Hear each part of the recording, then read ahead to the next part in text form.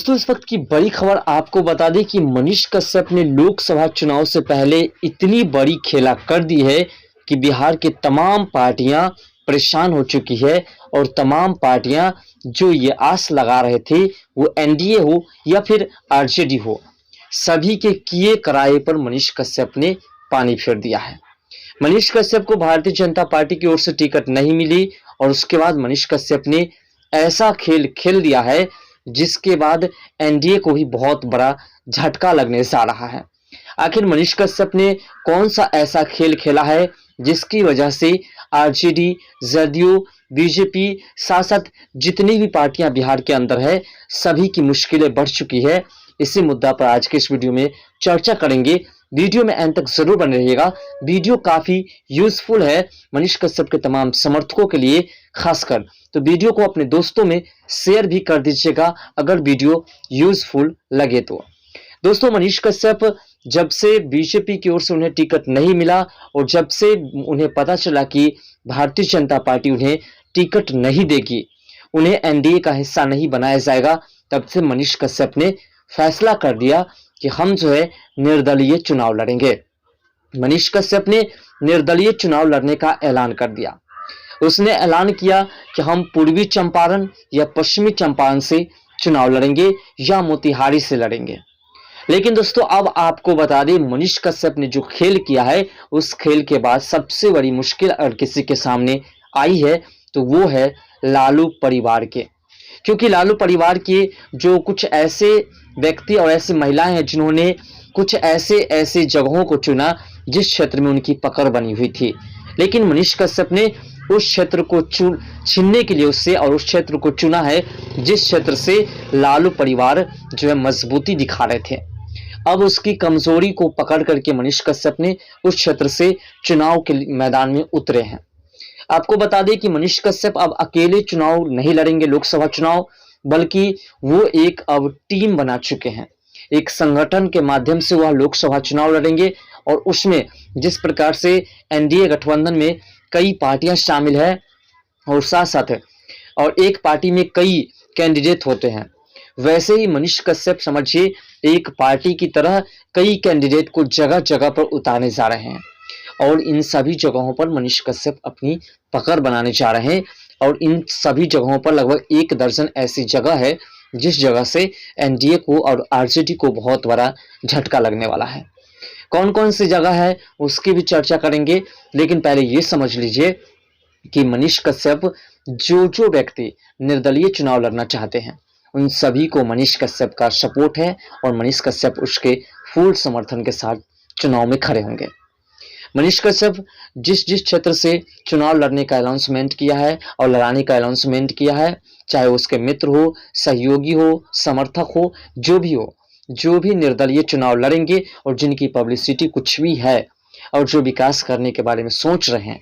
वो उनको मनीष कश्यप का सपोर्ट है और मनीष कश्यप उसको सपोर्ट करके जो है उस क्षेत्र से चुनाव लड़वाएंगे,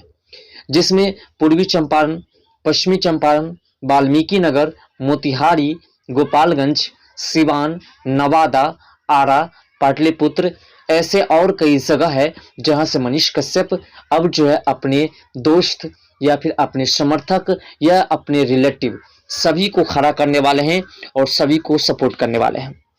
आपको बता दें कि आरा से और नवादा से गुंजन सिंह ने कहा कि हम चुनाव लड़ेंगे, तो मनीष कश्यप का कहना है कि अगर गुंजन सिंह निर्दलीय चुनाव लड़ते हैं तो हमारे तरफ से फुल सपोर्ट है उन्हें और हम उसको फुल सपोर्ट करेंगे और साथ उसके प्रचार प्रसार में हम जा करके जो है खुद अपनी चेहरा दिखा करके गुंजन सिंह को अधिक से अधिक वोट दिलाने का काम करेंगे। वहीं बात करें आरा, जहां से पवन सिंह चुनाव लड़ना चाहते थे, पवन सिंह को अगर बीजेपी की ओर से टिकट उस क्षेत्र में नहीं मिलती है तो फिर मनीष कश्यप का कहना है कि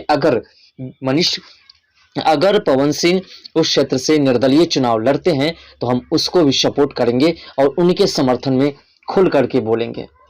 वहीं आपको बता दें कि पाटलिपुत्र से लालू प्रसाद ने अपनी बेटी को उतारा है और अपनी बेटी को उतार करके उस क्षेत्र से जीतने का दावा किया है, लेकिन मनीष कश्यप ने उस क्षेत्र में भी अपने कैंडिडेट को उतारने का ऐलान कर दिया है। मनीष कश्यप अब उस क्षेत्र में अपने कैंडिडेट को, अपने मित्र को, अपने दोस्त को, अपने समर्थक को, किसी एक व्यक्ति को उतारेंगे और उस क्षेत्र में लालू परिवार के जो पकड़ है उस पकड़ को तोड़ करके उस क्षेत्र में बहुमत हासिल करेंगे। इससे आपको बता दें कि बीजेपी के साथ साथ जो है आरजेडी और जदयू को भी बहुत बड़ा झटका लगने वाला है। बिहार के 40 सीटें हैं लोकसभा की, उसमें से मनीष कश्यप लगभग 1 दर्जन सीट पर जो है अपने कैंडिडेट को उतारेंगे। अब आप समझ सकते हैं कि अगर मनीष कश्यप उसमें से 4-5 सीट भी जीत लेते हैं उनके समर्थकों के साथ मिल करके, तो फिर ये एक्स्ट्रा पॉइंट हो जाएगा मनीष कश्यप के पास और आरजेडी जो सोच रहे हैं उसका तो पत्ता साफ हो जाएगा। और वहीं एनडीए को भी 40 में से 35 से 36 सीट तक ही मिल पाएगी बिहार से, जो कि इससे पहले 39 सीट जीते थे एनडीए। कुल मिलाकर के एनडीए को यानी कि बीजेपी को मनीष कश्यप को टिकट अभी भी दे देना चाहिए। अगर मनीष कश्यप को टिकट दे देते हैं तो जो 4 से 5 सीटें जा रही है निर्दलीय खाता में, वो एनडीए के खाता में चली जाएगी। क्योंकि आप भी जानते हैं मनीष कश्यप की इतनी पब्लिसिटी हो चुकी है कि मनीष कश्यप से अब जो है उस क्षेत्र के डीएम, उस क्षेत्र के प्रशासन भी परेशान हो चुके हैं, क्योंकि आचार संहिता लागू है। लेकिन फिर भी जब मनीष कश्यप, अगर कोई भी व्यक्ति जो अभी राजनीतिक में नहीं है, जो नेता नहीं है, और वो अपने घर से किसी की मदद करने के लिए ही निकलते हैं, तो उसके समर्थक 100-200 कम से कम वहां पहुंच जाते हैं, जो कि आचार संहिता का उल्लंघन है। लेकिन ऐसा नहीं कि प्रशासन की तरफ से मनीष कश्यप को भी रोक दिया जाए, क्योंकि वो एक सेलिब्रिटी बन चुकी है और सेलिब्रिटी के समर्थक होते हैं, तो उसे राजनीतिक स्तर से आप रोक नहीं सकते हैं। तो इसलिए प्रशासन और मनीष कश्यप के बीच भी बहसबाजी है। प्रशासन का कहना है कि अनुमति लीजिए, आप जो परमिशन लीजिए और उसके बाद निकलिए। लेकिन ऐसा तो नहीं कि हर एक जगह निकलने के लिए परमिशन की आवश्यकता पड़े, और कोई व्यक्ति जो है पीड़ित है और उस व्यक्ति को अगर मदद करना होगा तो मनीष कश्यप पहले परमिशन लेंगे या पहले उसकी मदद करेंगे। और जब मदद करने के लिए मनीष कश्यप वहां पहुंचते हैं तो फिर मनीष कश्यप के पास जो है तमाम समर्थक पहुंच जाते हैं। इसका मतलब साफ है कि मनीष कश्यप की पब्लिसिटी काफी अधिक हो चुकी है और यही पब्लिसिटी जो है मनीष कश्यप को लगभग 1 दर्जन सीटों पर जो है जीत हासिल करवा सकते हैं। इस क्षेत्र में 1 दर्जन क्षेत्र में किन किन कैंडिडेट को मनीष कश्यप उतारेंगे, इसका खुलासा अभी नहीं हुआ है। चैनल पे जुड़े रहिएगा, आपको वो भी जल्द पता चल जाएगा कि आखिर किस किस व्यक्ति को, कौन कौन से कैंडिडेट को किस किस क्षेत्र में मनीष कश्यप ने निर्दलीय चुनाव लड़ने के लिए उतारा है। फिलहाल मनीष कश्यप ने एनडीए और आरजेडी को मुश्किल में डाल दिया है। बिहार की राजनीतिक में जो लोकसभा सीटें हैं उसमें से कई ऐसी सीट है जिस पर कब्जा कर लिया है। आपको क्या लगता है कि जीत हासिल कर पाएंगे या नहीं?